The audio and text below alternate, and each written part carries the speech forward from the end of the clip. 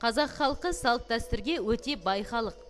Ал салт дәстүрге бай болу елдің мәдениетті әрі тәрбиелі екендігін айғақтайды. Салт дәстүр ел өмірімен біте байланысып кеткен рухани және мәдени азық.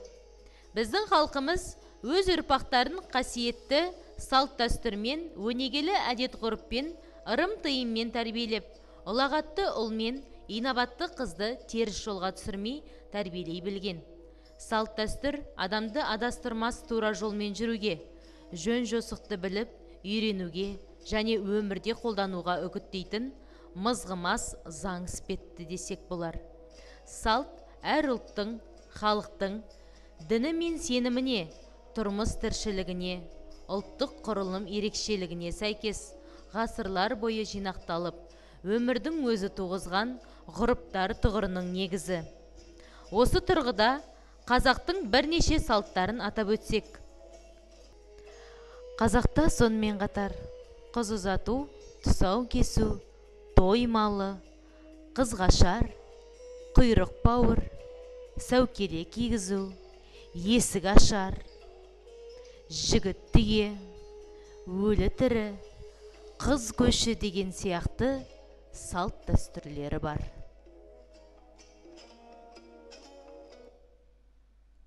Қашаннан қонақжай халқымыз дастарханнан дәм, төрінен жан кетпегенін тілеген. Қонақ келсе құт, құтты қонақ келсе қой егіз табады деп, тәтті тамағын қонағына сақтаған.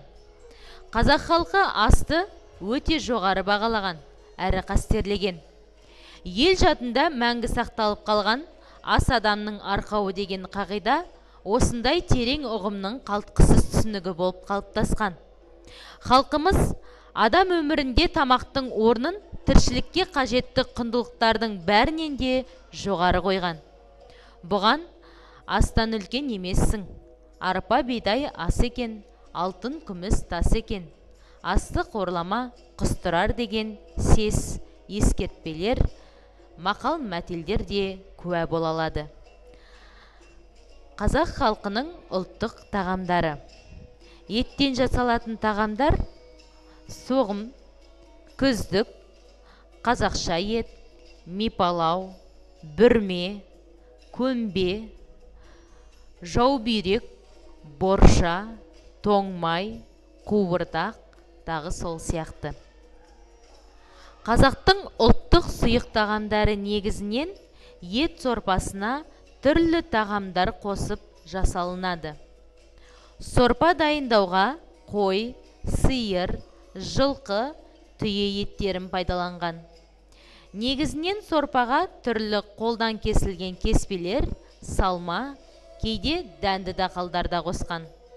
Сол сияқты сүт тағамдары, ұн тағамдары, балық, дән, жеміс тағамдарын дайындай білген.